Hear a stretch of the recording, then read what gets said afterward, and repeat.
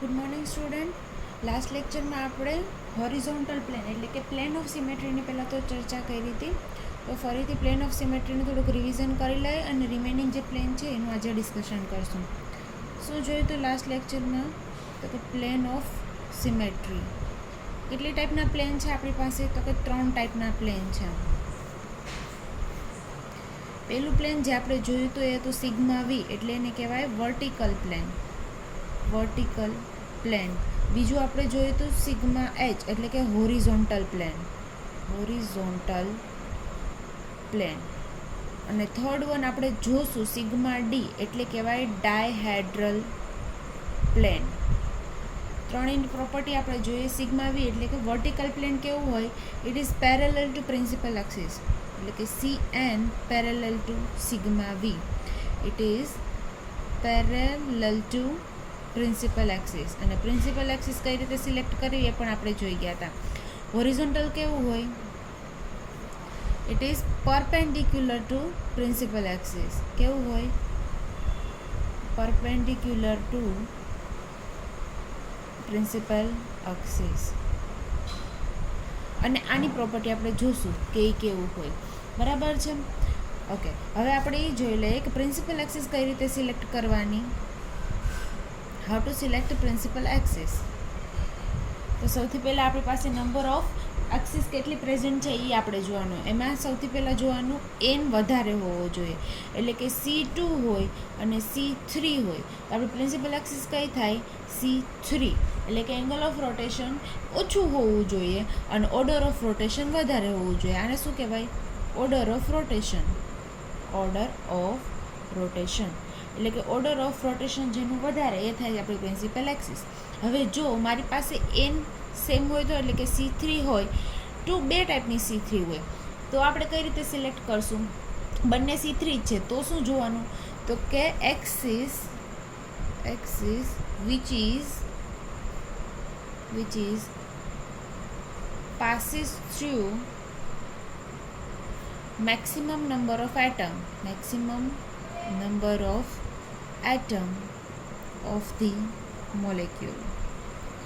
એટલે જો મારી પાસે બંને C3 જ હોય પણ બંને અલગ અલગ રીતે પાસ થતી હોય તો મારે એ C3 ને પ્રિન્સિપલ એક્સિસ તરીકે લેવાની કે જે મેક્સિમમ નંબર ઓફ એટમમાંથી પાસ થતી હોય.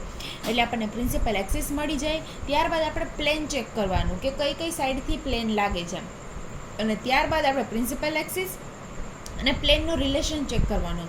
જો પ્લેન છે એ પ્રિન્સિપલ એક્સિસને પેરેલલ હોય તો આપણે એને સિગ્મા વી કહેશું. જો પરપેન્ડિક્યુલર હોય તો સિગ્મા એચ કહેશું. લાસ્ટમાં આપણે આ બંને પ્લેન જોઈ ગયા હતા.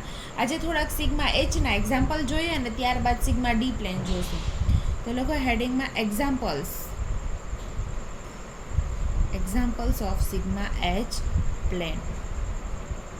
ઓકે, હવે હું થોડાક તમને એક્ઝામ્પલ આપીશ. એક્ઝામ્પલમાં તમારે શું કરવાનું?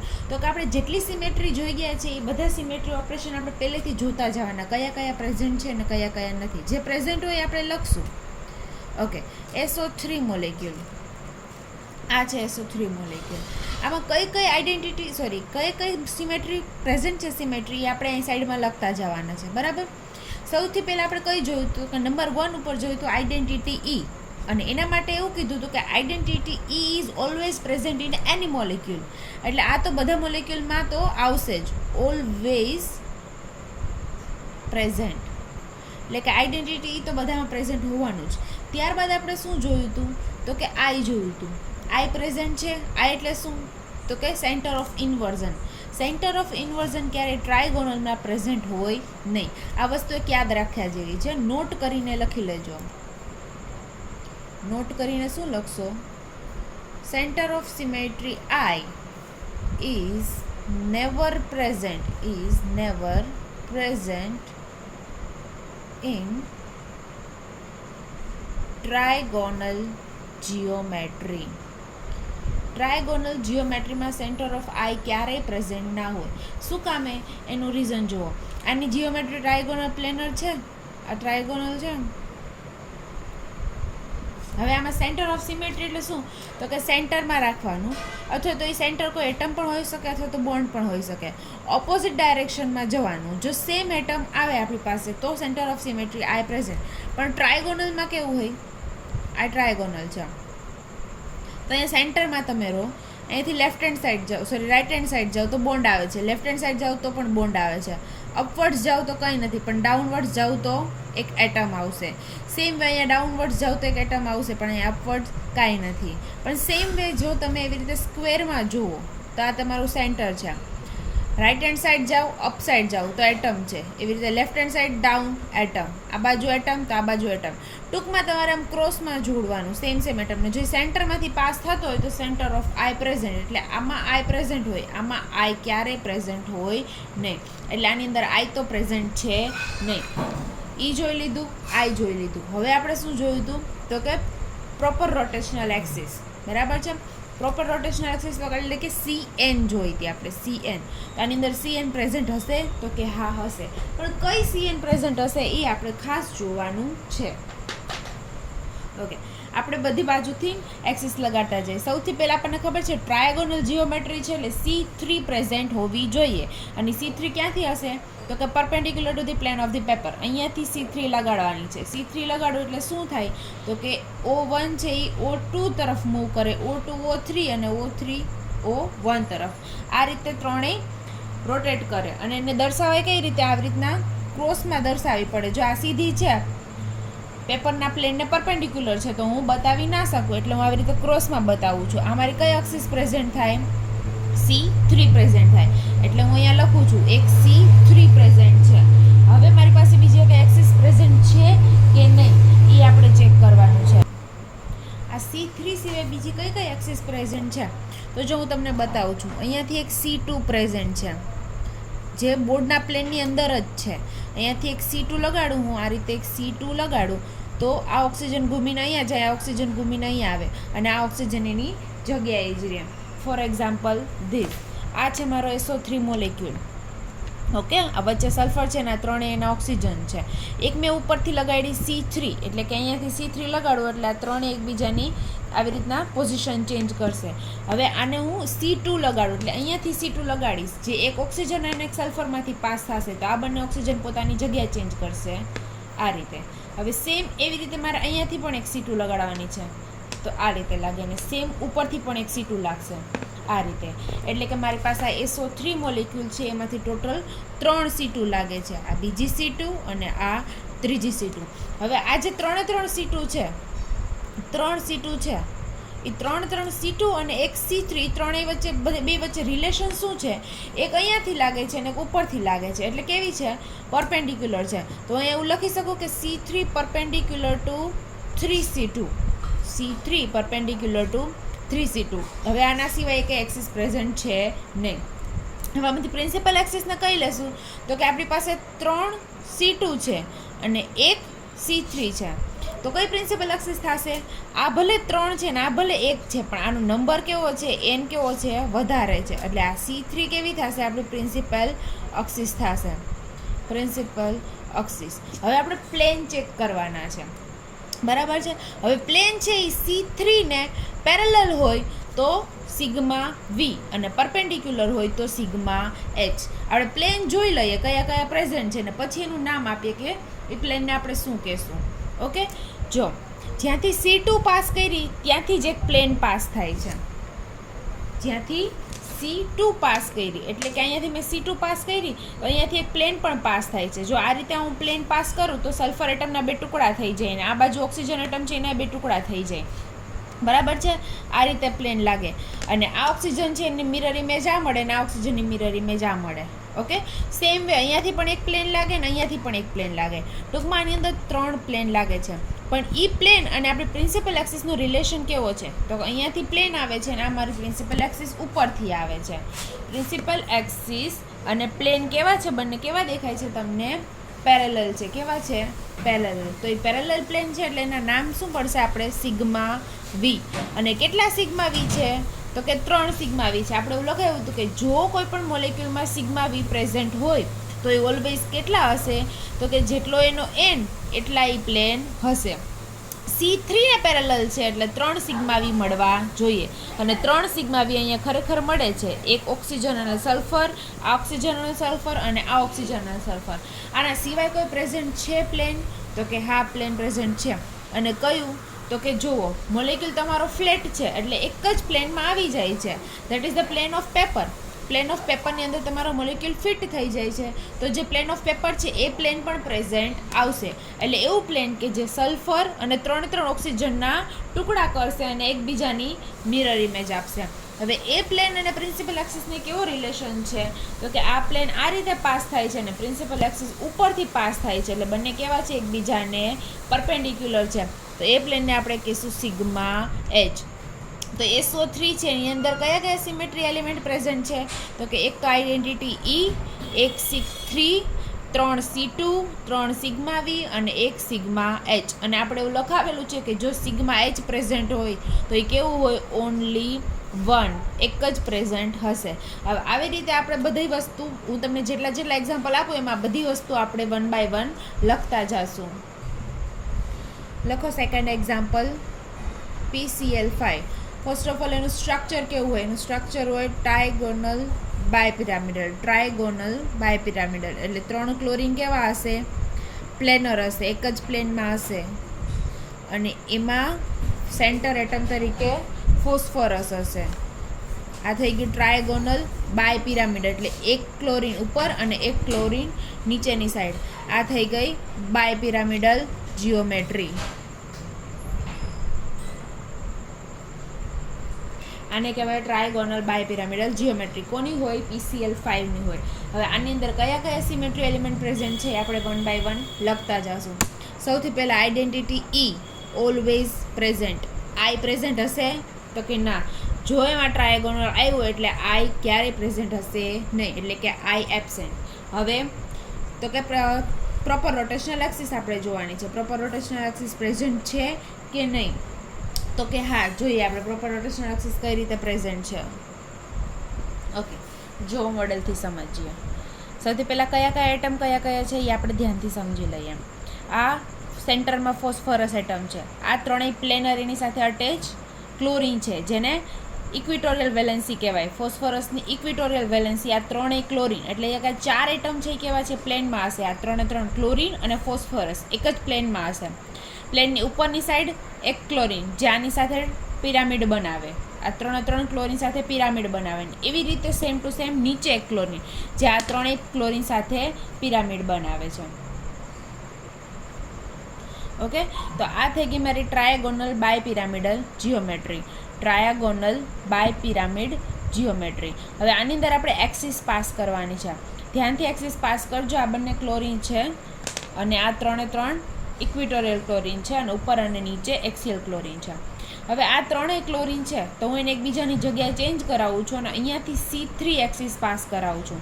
ક્યાંથી C3 એક્સિસ પાસ થાય છે, તો કે ક્લોરિન, ફોસ્ફરસ અને નીચેનો ક્લોરિન, એ ત્રણેયમાંથી C3 એક્સિસ પાસ થાય છે અને આ 3 ક્લોરિન પોતાની જગ્યા ચેન્જ કરે છે. જુઓ, આ કરી C3 પાસ, પછી પાછી C3 અને પાછી C3. શું થશે, તો કે જે ઇક્વિટોરિયલ ક્લોરિન છે એ ત્રણેય પોતાની જગ્યા ચેન્જ કરશે.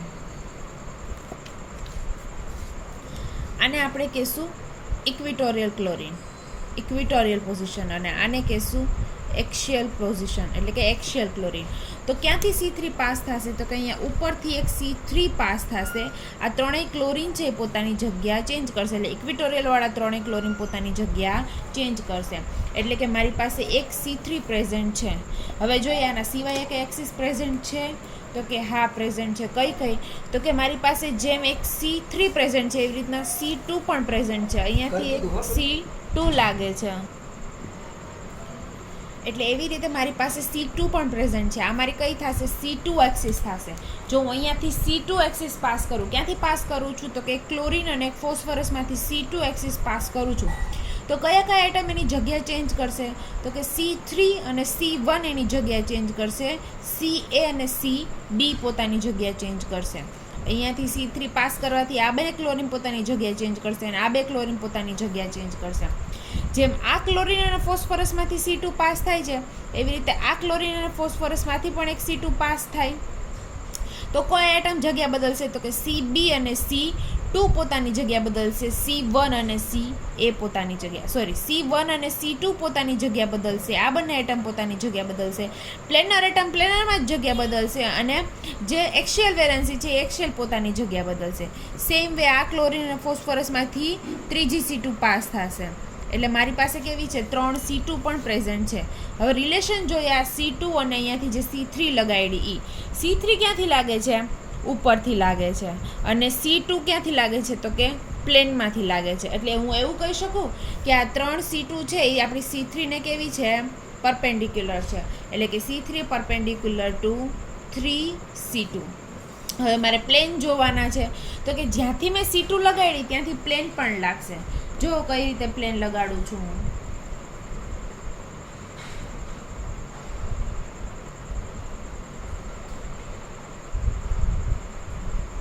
ઓકે, આ મારો PCl5 મોલેક્યુલ છે.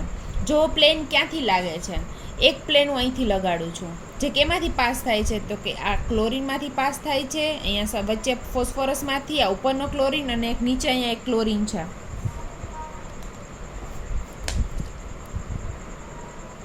ઓકે, એક ક્લોરીન નીચે છે. આ બધામાંથી એક પ્લેન પાસ થશે. એટલે કેટલા એટમમાંથી ટોટલ પાસ થાય છે? તો કે 4 એટમમાંથી પાસ થાય છે. નીચેવાળો ક્લોરીન, ઉપરવાળો ક્લોરીન, ઇક્વેટોરિયલ ક્લોરીન અને ફોસ્ફરસ. અહીંયાથી હું એક પ્લેન પાસ કરું છું તો મને કોની મિરર મળશે?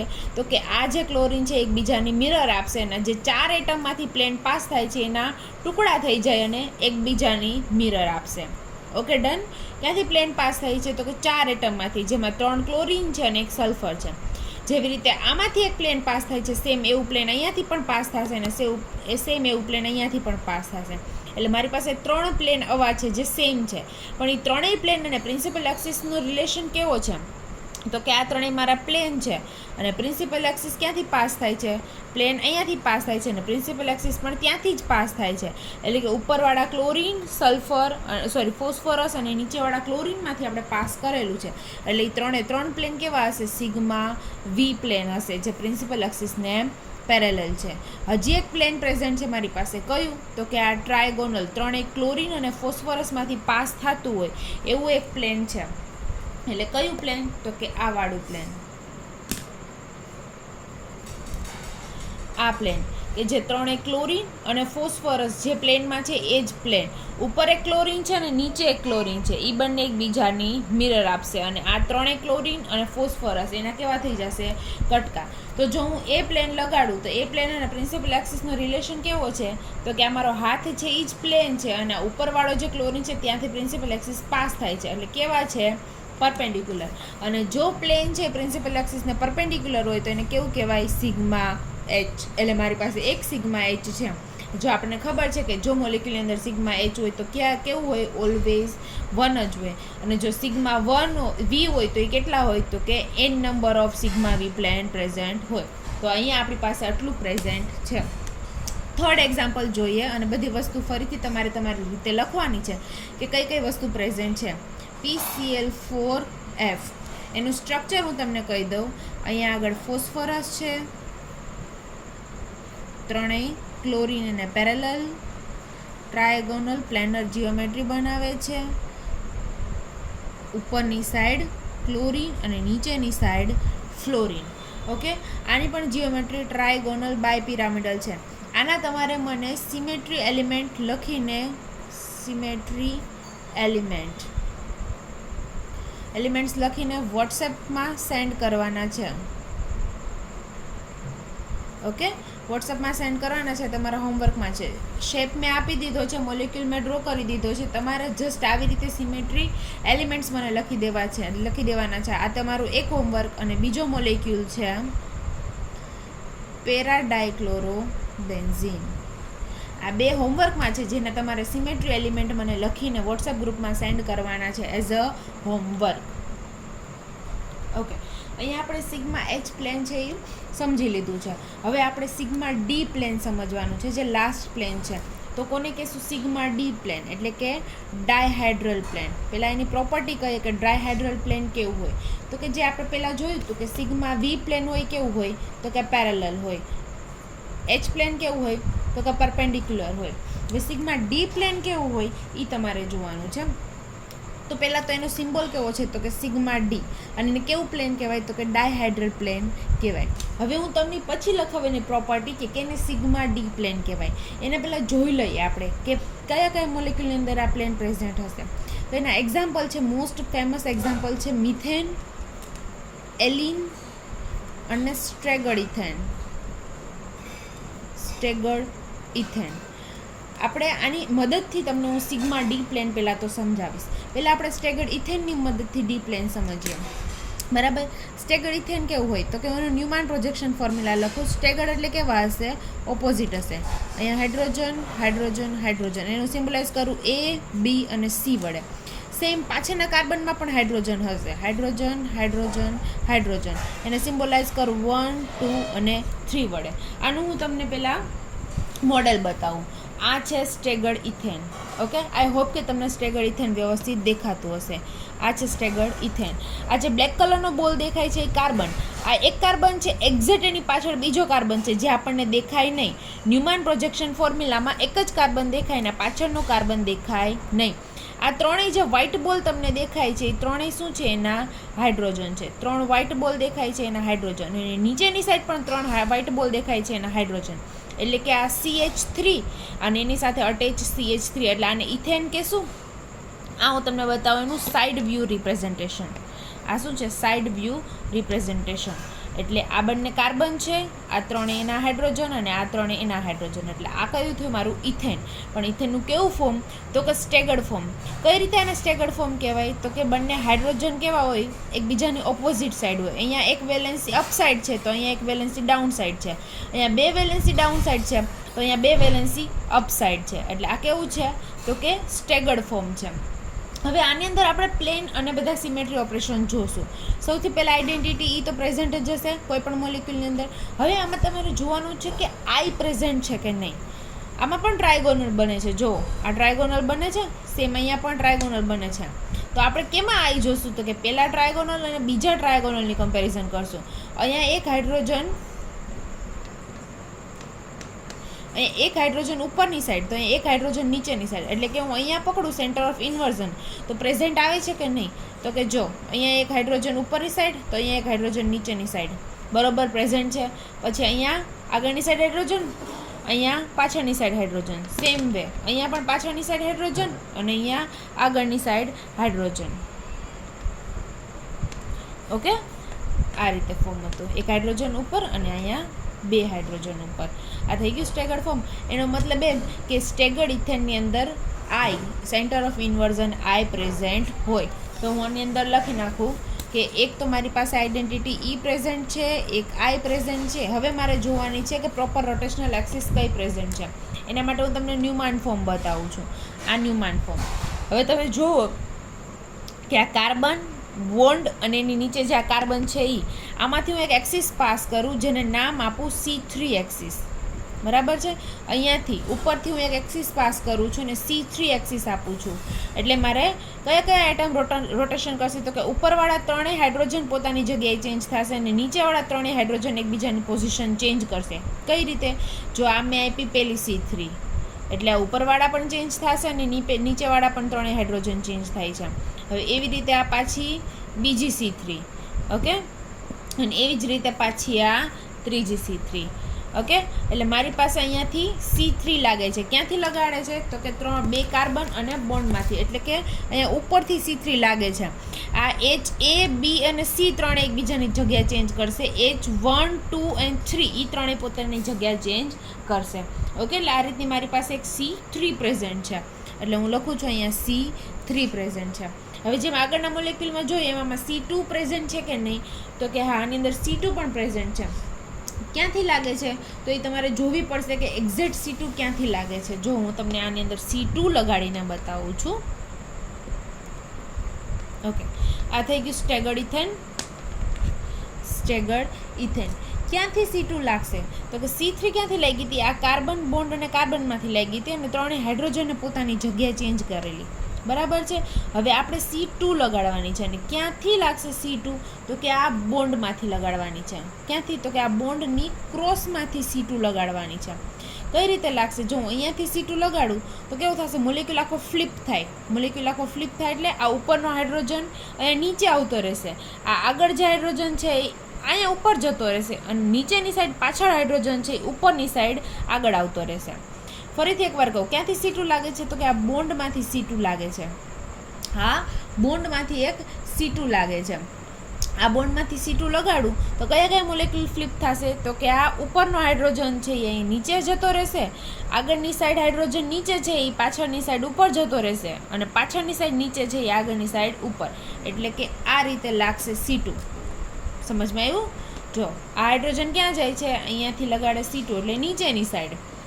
આ હાઇડ્રોજન છે એ ક્યાં જાય છે? તો કે આ ઉપરની સાઈડ.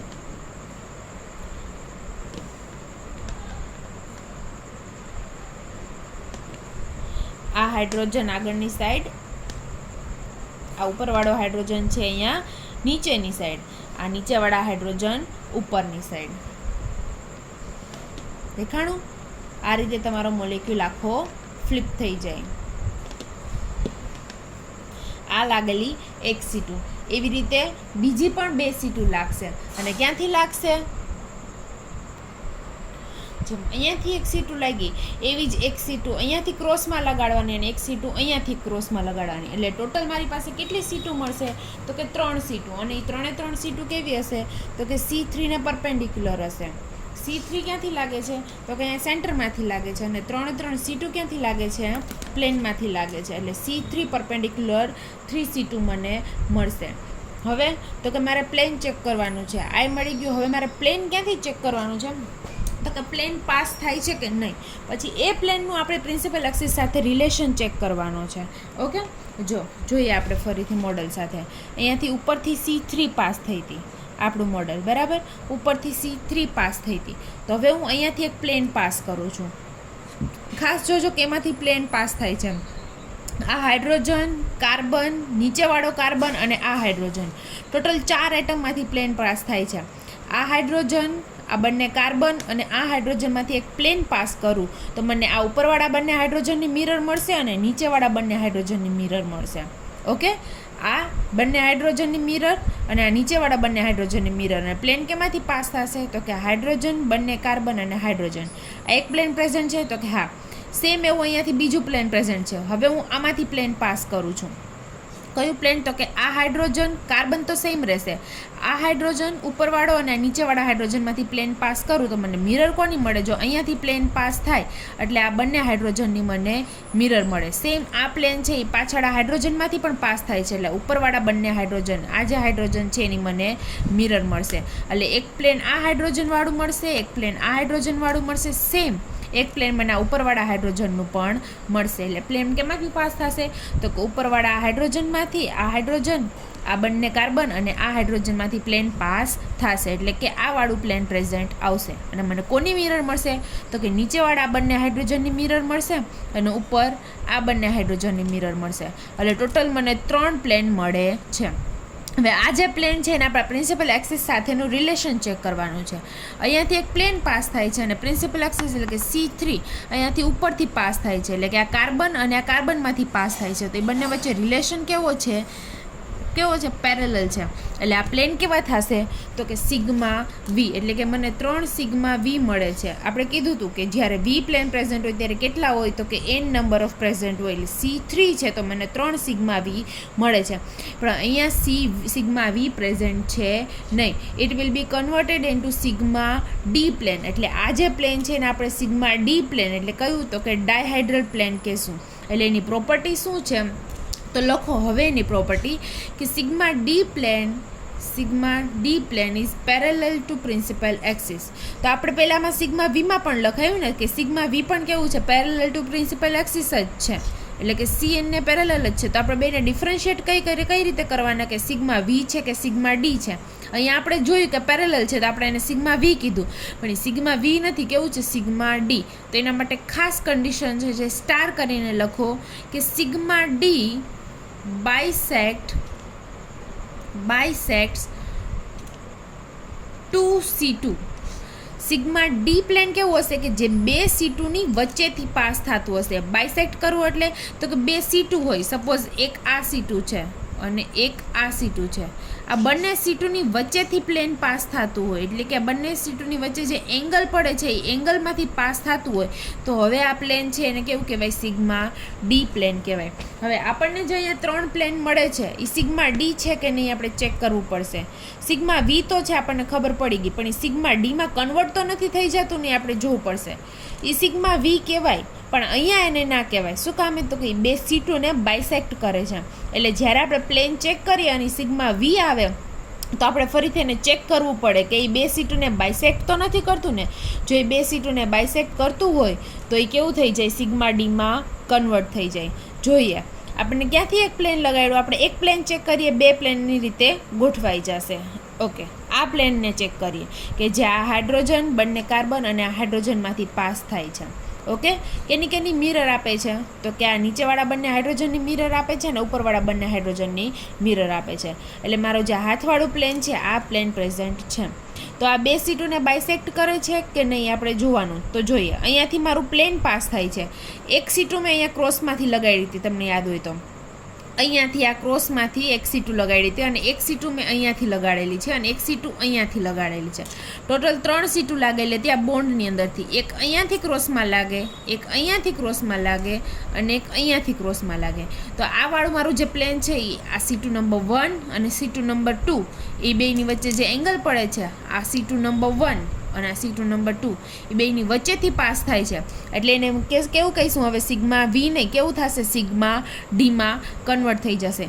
સેમ વે જો હું આ પ્લેન લગાડું, કયું પ્લેન? એટલે કે આ હાઇડ્રોજન અને આ હાઇડ્રોજનમાંથી પાસ થતું હોય, આ ઉપરવાળા બંને હાઇડ્રોજનની મિરર અને નીચેવાળા બંને હાઇડ્રોજનની મિરર, એટલે આ ટાઈપનું પ્લેન પ્રેઝન્ટ આવતું હોય તો એ કઈ C2ને બાયસેક્ટ કરશે? તો કે આને મેં સિગ્મા 1 C2 1 કીધી હતી, અહીંયાથી C2 2 કીધી હતી ને આ C3 3.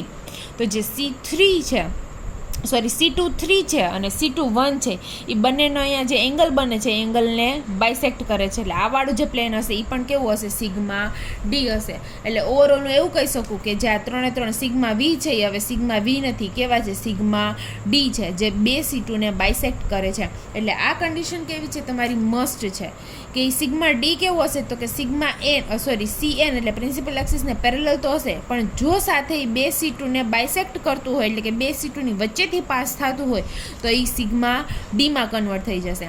તો આઈ હોપ કે તમને સિગ્મા ડી સમજાઈ ગયું હશે. હવે હું તમને હજી એક એક્ઝામ્પલ એલિન આપીને સમજાવું છું. ઓકે, એલિનના એક્ઝામ્પલ માટે એલિન કોને કહેવાય?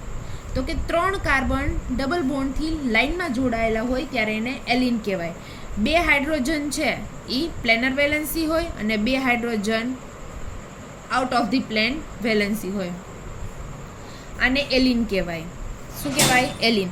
અને એલિનના પોઈન્ટ ગ્રુપ માટે એલિનમાં જો તમારે સિમેટ્રી એલિમેન્ટ્સ જોવા હોય તો એને કમ્પલસરી બોક્સમાં જોવાનું, બોક્સમાં મૂકવાનું. બોક્સ એટલે કે કેવું? તો કે ક્યુબિક બોક્સ આપણે ડ્રો કરશું આના માટે.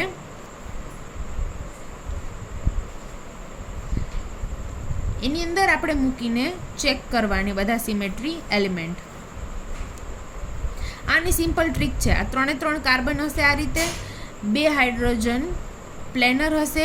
અહીંયા કઈ રીતે હાઇડ્રોજન મૂકવાના? તો કે અલ્ટરનેટ કોર્નર ઉપર મૂકવાના. આ કોર્નર પર મૂકેલો છે તો આ કોર્નર ઉપર નહીં મૂકીએ, તો આ નીચેના કોર્નર ઉપર હશે. અહીંયા રાખેલો છે એટલે અહીંયા અને અહીંયા નહીં રાખીએ તો ક્યાં આવશે? અહીંયા આવશે. અહીંયા રાખેલો છે એટલે અહીંયા અને અહીંયા નહીં રાખીએ તો ક્યાં આવશે? અહીંયા પાછળની સાઈડ આવશે. આ ચારે એના હાઇડ્રોજન. આ એલિન જ સ્ટ્રક્ચર છે. કેવું છે? એલિન. આની અંદર હવે આપણે સિમેટ્રી એલિમેન્ટ જોવાના છે. એક તો આઈડેન્ટિટી ઈ હશે તો કે હા કન્ફર્મ. હવે આની અંદર આઈ હશે તો ચેક કરીએ આઈ છે કે નહીં. તો કે આ સેન્ટરવાળો કાર્બન છે ત્યાંથી જુઓ, આ સેન્ટર છે. લેફ્ટ હેન્ડ સાઈડ જાઓ તો કાર્બન, રાઈટ હેન્ડ સાઈડ જાઓ તો કાર્બન, લેફ્ટ હેન્ડ સાઈડ જાઓ તો પણ કાર્બન. Okay, done. હવે ઉપરની સાઈડ જાય તો કાંઈ નથી, પણ અહીંયા નીચેની સાઈડ આવો તો એટમ છે. શું છે? Hydrogen atom. એટલે એવું કહી શકાય કે આઈ પ્રેઝન્ટ નથી. હવે આપણે જોવાની છે એક્સિસ. કઈ એક્સિસ પ્રેઝન્ટ છે તો હું તમને બતાવું છું. આ જે બોક્સ છે ક્યુબિક બોક્સ, એને તમારો રૂમ ધારી લેવાનો કે આ રૂમ છે, બરાબર. એના અલ્ટરનેટ કોર્નર ઉપર હાઇડ્રોજન મૂકી દેવાના. રૂમ જેવું જ છે. અલ્ટરનેટ કોર્નર ઉપર હાઇડ્રોજન મૂકી દેવાના. હવે ઓનલાઈન નથી, ઓફલાઈન નથી, આ ઓનલાઈન છે તો તમારે તમારી રીતે ધારવા પડશે કે બે હાઇડ્રોજન અને બે હાઇડ્રોજન આ રીતે. બરાબર છે. એક બાજુની દિવાલ ઉપર 2 હાઇડ્રોજન ક્રોસમાં મૂકવાના અને એની બાજુની સામેની બાજુની જે બીજી દિવાલ હોય એમાં 2 હાઇડ્રોજન ઉલટા ક્રોસમાં મૂકવાના. એટલે આ એલિન જેવું સ્ટ્રક્ચર બોક્સમાં થઈ ગયું. હવે આપણે એક્સિસ પાસ કરવાની છે. આની અંદર ટોટલ 3 એક્સિસ લાગશે અને એક્સિસ ક્યાંથી લાગે છે હું તમને કહી દઉં છું. તમારે બોક્સમાં તમારી રીતે રૂમમાં બેઠા બેઠા ઇમેજિન કરવાની છે. એક એક્સિસ લાગશે ઉપરની છતમાંથી અને નીચેના આ પ્લેનમાંથી. એટલે કે ઉપર જે છત હોય અને નીચે જે તળિયું હોય એમાંથી એક એક્સિસ પાસ થાય છે અને એ એક્સિસ હશે એ કઈ હશે? C2 હશે. એટલે હું અહીંયાથી C2 લગાડું તો કયા કયા એટમ પાસ ચેન્જ થશે? તો કે હાઇડ્રોજન A અને હાઇડ્રોજન B એકબીજાને એક્સચેન્જ કરશે. હાઇડ્રોજન 1 અને હાઇડ્રોજન 2 એકબીજાની જગ્યા ચેન્જ કરશે. જેમ ઉપરની છત અને નીચેમાંથી એક C2 પાસ થાય છે એવી રીતના એક ડાબી બાજુ અને એક જમણી બાજુ એ બાજુની દિવાલમાંથી પણ એક C2 પાસ થાય. આ જો C2 પાસ કરીએ તો કયા કયા એટમ ચેન્જ થશે? તો કે હાઇડ્રોજન, જો હું નામ આપી દઉં, આ C2 1, આ C2 2. જો હું C2 1 લગાડું તો કયા કયા એટમ ચેન્જ થાય? તો કે HA અને HB ચેન્જ થશે અને નીચે H1 અને H2 ચેન્જ થશે. હવે હું લગાડું છું C2 2. ક્યાંથી લગાડે છે? આ C2 2 બાજુની એક આ બાજુની દિવાલ અને એક સામેની દિવાલથી C2 લાગશે. બરાબર. તો કયા એટમ ચેન્જ થશે? તો કે HB અને H1 ચેન્જ થશે. સેમ HA અને H2 ચેન્જ થશે. બરાબર છે. આ તમારે ઇમેજિન કરવાનું છે ત્યારે જોવાના છે કે તમારે પણ આ આઇટમ ચેન્જ થાય છે કે નહીં. એવી રીતે હજી એક C2 3 એટલે કે ત્રીજા નંબરની એક C2 પાસ થાય છે અને ક્યાંથી પાસ થશે? તો કે અહીંયા સામેથી પાસ થશે. એટલે આગળ તમને જે દેખાય છે એ પ્લેન અને આ પાછળ જો હું તમને પ્લેન બતાવું, એક આ પ્લેન અને આ પ્લેન આમાંથી પાસ થશે. અહીંયાથી પાસ થશે એટલે કયા કયા આઇટમ ચેન્જ થશે? તો લખો HB અને H2 ચેન્જ થશે, HA અને H1 ચેન્જ થશે. બરાબર. આ તમે ઇમેજિન કરજો. આ 3 પ્લેન છે, 3 છે એ C2 લાગશે. હવે 3 C2 છે મારી પાસે, તો આપણે પ્રિન્સિપલ એક્સિસ કોને લેશું? 3 એ C2 જ છે એટલે n તો બધાના સેમ જ છે. તો હવે આપણે પ્રિન્સિપલ એક્સિસ કોને લેશું? તો કે જે મેક્સિમમ નંબર ઓફ એટમમાંથી પાસ થતી હશે એ આપણી પ્રિન્સિપલ એક્સિસ થશે. એક C2 અહીંયાથી લાગે છે જે એક જ કાર્બનમાંથી પાસ થાય છે. એક C2 અહીંયાથી લાગે છે એ પણ એક જ એટમમાંથી પાસ થાય છે, એક કાર્બન એટમમાંથી. પણ જો આ આડીવાળી C2 છે એ 3 કાર્બનમાંથી પાસ થાય છે. એટલે આ જે C2 છે જેને હું રેડ લાઇનથી બતાવું છું એ મારી કેવી થશે? પ્રિન્સિપલ એક્સિસ થશે. હવે આ પ્રિન્સિપલ એક્સિસવાળી C2 છે એટલે C2 2 કઈ થશે? મારી પ્રિન્સિપલ એક્સિસ. આ C2 અને આ બંને C2નો રિલેશન આ C2 સાથે કેવો છે એ આપણે ચેક કરવાનો છે. એક C2 અહીંથી લાગે છે, એક C2 અહીંયાથી લાગે છે અને એક C2 અહીંયાથી ઉપરથી લાગે છે. જે રેડવાળી છે એ કહે છે મારી પ્રિન્સિપલ એક્સિસ.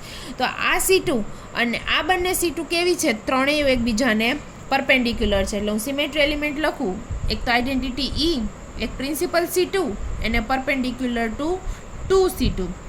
હવે મારે પ્લેન જોવાનું છે. મેઇન આપણે શું શીખવાનું છે? અહીંયા પ્લેન શીખવાનું છે. તો મેં શું કીધું હતું? આપણે આમાં પ્લેન પાસ કરીએ અને પ્લેન ક્યાંથી પાસ થશે તમારે બહુ ઇમેજિન કરવું પડશે. હું તમને અલગથી બતાવું. જો આ છે એલિન મોલેક્યુલ. ઓકે, એને આપણે બોક્સમાં મૂક્યો. 3 C2 પાસ કરી. ક્યાંથી? તો જો આ ઉપરથી એક C2 આવે છે જેને આપણે કહીશું C2Y. આ છે C2X અને આ છે C2Z. મેં તમને 3 XYZ C2 બતાવી દીધી. અને આ જે C2X છે એ મારી કેવી છે? પ્રિન્સિપલ એક્સિસ છે. આ C2X કેવી છે? Principal axis. એટલે કે આ 3 કાર્બનમાંથી પાસ થાય છે. C2Y ક્યાંથી પાસ થાય છે? તો કે ઉપરથી આવી રીતે પ્લેનમાંથી પાસ થાય છે. અને C2Z ને આમ ક્રોસમાં બતાવેલી છે. ક્રોસમાં બતાવેલી છે એટલે ક્રોસમાંથી પાસ નથી થતી, તો કે અહીંયાથી ઉપરથી પાસ થાય છે પણ ઉપરથી બતાવી ના શકાય એટલે એને આમ ક્રોસમાં બતાવેલી છે. 3 C2 મળી ગઈ. તો કે હા, હવે ચેક કરવાના છે પ્લેન. તો જુઓ આ પ્લેન છે. આ એ જ સ્ટ્રક્ચર છે, સેમ એલિનનું સ્ટ્રક્ચર છે પણ અહીંયા 3 કાર્બન બતાવેલા છે. 3 કાર્બનને અહીંયા 1 કાર્બનમાં કન્વર્ટ કરી દીધો એટલે તમે ઇઝીલી એને સમજી શકો. બરાબર છે. હવે પ્લેન જુઓ તમે. પ્લેન ક્યાંથી લાગે છે? તો કે આ ઉપરની બાજુએથી અને આ નીચેની બાજુમાંથી. એટલે કે આ ઉપરનો હાઇડ્રોજન એક કટ કરે છે જે નીચેનો આ બાજુનો હાઇડ્રોજન કટ કરે છે. અને મિરર કેની આપે છે? તો કે HA અને HB ની મિરર આપે છે. એટલે આમ પ્લેન ત્રાસુ પ્લેન લાગે છે. કેવું લાગે છે? ત્રાસુ પ્લેન લાગે છે. દેખાય? આમ ત્રાસુ પ્લેન લાગે છે. સેમ વે આ પણ એક પ્લેન છે જે HA અને H2 માંથી H1 અને H2 માંથી પાસ થાય છે. અને કોની મિરર આપશે? તો કે H3 અને H4 ની મિરર આપશે. બરાબર છે. આવી રીતના બે પ્લેન મને મળે છે અને એ પ્લેન છે એ C2 ને બાયસેક્ટ કરે છે, બે C2 ને બાયસેક્ટ કરે છે. કઈ બે C2? તો કે આ તો પ્રિન્સિપલ એક્સિસ છે, એક C2 અહીંયાથી આવશે ને એક C2 ઉપરથી આવે છે. અને મારું પ્લેન કયું છે, હું તમને ખાલી બે એક્સિસ જ બતાવું છું.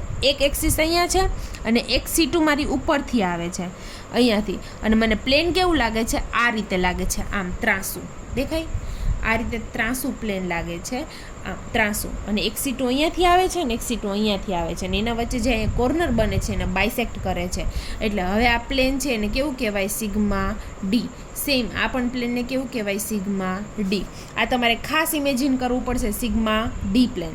તો અહીંયા આપણે સિગ્મા ડી પ્લેન કમ્પ્લીટ કરીએ છીએ. હવે આપણે જોઈએ કે ડિફરન્સ બિટવીન ધીસ 3 પ્લેન, એટલે કે તમને કદાચ 2 માર્ક્સમાં પૂછી શકે કે આ ત્રણેય પ્લેન વચ્ચે શું ડિફરન્સ છે એ તમે એક્સપ્લેન કરો, તો તમે ત્યારે આ લખી શકો. 3 પોઈન્ટ, ત્રણેયને આપણે જોઈ લઈએ વારાફરતી. Sigma v plane is plane which includes the CN. એટલે આનો મતલબ શું છે, શું કહેવા માગે છે? તો કે સિગ્મા વી પ્લેન છે એ CN ને કેવું છે? પેરેલલ છે. Sigma V is parallel to principal axis. Sigma H plane is perpendicular to principal axis. આ પેરેલલ છે ને સિગ્મા એચ કેવું છે? પરપેન્ડિક્યુલર છે. સિગ્મા ડી પણ કેવું હોય? પેરેલલ જ હોય. એટલે કે the plane which coexist with the principal axis, એટલે કે એ પ્રિન્સિપલ એક્સિસને તો પેરેલલ જ છે. એટલે આ શું કહેવા માગે છે કે sigma D is parallel to principal axis, perpendicular to principal axis, and this is also parallel to principal axis. પણ આ કન્ડિશન કેવી? મસ્ટ. શું છે આગળ? And bisect two subsidiary C2, એટલે કે બે C2 ને જો બાયસેક્ટ કરતું હોય તો સિગ્મા ડી અને ના કરતું હોય તો સિગ્મા વી. આ થઈ ગયો પહેલો ડિફરન્સ. બીજો ડિફરન્સ એનો symbol, symbolised by sigma V, sigma H અને સિગ્મા ડી, નામ ઉપરથી જેના સિમ્બોલ છે. Third, molecule possess more than one sigma V. મેં કીધું તું જ્યારે સિગ્મા વી પ્લેન સમજાયું ત્યારે શું, તો કે જો સિગ્મા વી પ્રેઝન્ટ હોય તો કેટલા હશે? તો કે always n number of sigma V present હશે. એટલે હું એવું કહી શકું કે molecule possesses more than one sigma V. અથવા તો તમે એવું પણ લખી શકો કે if sigma V is present then it will always n number of sigma V. જ્યારે સિગ્મા એચમાં શું હોય? તો કે except symmetrical octahedral except symmetrical sigma h molecule possess only one sigma h. એટલે except symmetrical એટલે શું? તો કે જે હાઈલી સિમેટ્રિક મોલેક્યુલ હોય, હાઈલી સિમેટ્રિક મોલેક્યુલ એટલે શું? ફોર એક્ઝામ્પલ હું તમને કહું કે એટમ કેવા હોય? તો કે સ્ફેરિકલ હોય. એનો શેપ કેવો હોય? સ્ફેરિકલ. જો જેનો શેપ છે એ સ્ફેરિકલ હોય એની અંદર વધારે સિગ્મા એચ પ્રેઝન્ટ હોઈ શકે. પણ જે આપણે રેગ્યુલર જે જોવાના છે જેની અંદર ઓલવેઝ એક જ સિગ્મા એચ પ્રેઝન્ટ હશે, જે આપણે હાયર સિમેટ્રિક મોલેક્યુલ જોવાના નથી. જો હાયર સિમેટ્રિક મોલેક્યુલ હોય તો જ એની અંદર એક કરતાં વધારે સિગ્મા એચ હોય. બાકી કેવા હશે? ઓલવેઝ વન જ હશે. અને સિગ્મા ડી એ પણ કેવું? સિગ્મા વી જેવું. Molecule possess more than one sigma D. અને કેટલા હશે? તો કે n નંબર હશે. એટલે સિગ્મા વી અને સિગ્મા ડી આમ તો બંને સેમ જ છે, પણ બંને વચ્ચે ફેર કેટલો છે? તો કે સિગ્મા ડી છે એ બે C2 ને બાયસેક્ટ કરે, એટલે કે એના ડાયહેડ્રલ પ્લેન કહેશું. અને જો બે C2 ને બાયસેક્ટ ના કરતો હોય તો એને સિગ્મા વી કહેશું. આ થઈ ગયો આપણો ડિફરન્સ. અહીંયા આપણે લેક્ચર કમ્પ્લીટ કરીએ અને કાલે આપણે પોઈન્ટ ગ્રુપ કાઢતા શીખશું. પોઈન્ટ ગ્રુપ શું છે, પોઈન્ટ ગ્રુપ કોને કહેવાય અને કઈ રીતે કાઢવાનું હોય, કેટલી ટાઈપના પોઈન્ટ ગ્રુપ હોય અને કઈ રીતે એનું નામ આવે છે, આ બધું આપણે કાલના લેક્ચરમાં જોઈશું. ઓકે, અહીંયા સુધીમાં કોઈને કાંઈ પણ ક્વેરી હોય તો તમે મને પૂછી શકો. Thank you.